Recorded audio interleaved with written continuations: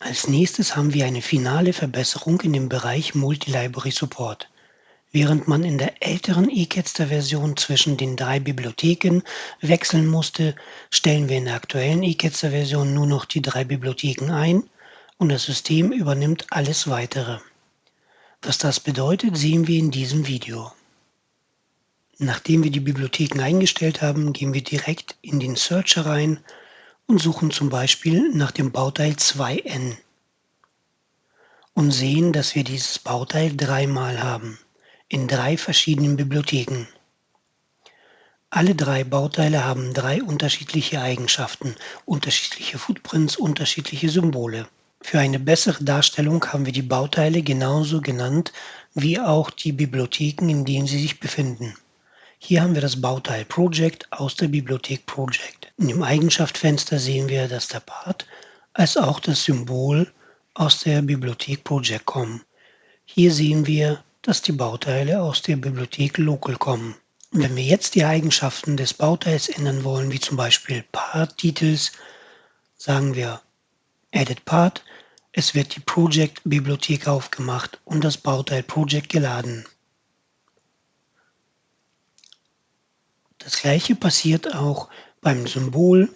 Wir gehen auf Edit, Edit Symbol und es wird die Symbol-Bibliothek aufgemacht aus Local und auch das Symbol Local. Wir schließen unseren Symbol-Editor und wechseln zu dem PCB-Editor.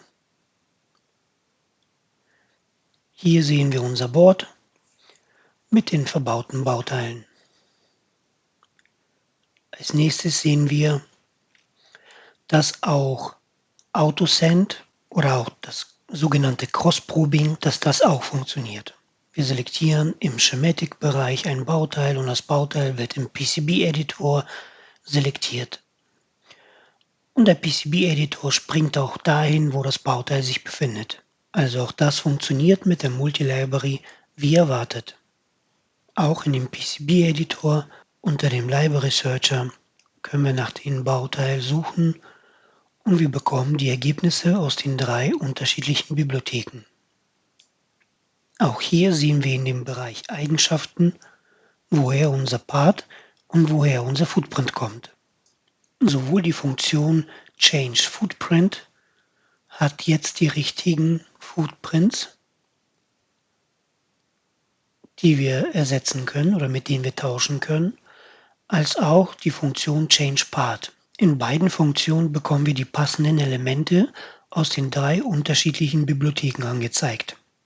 Und auch die Funktion Edit Part holt sich das richtige Bauteil aus der richtigen Bibliothek. Hier sehen wir unsere Local-Bibliothek und unser Part Local, aber auch die Funktion Edit Footprint steuert die richtige Bibliothek an. Wir sehen hier die Project-Bibliothek und das Footprint Project.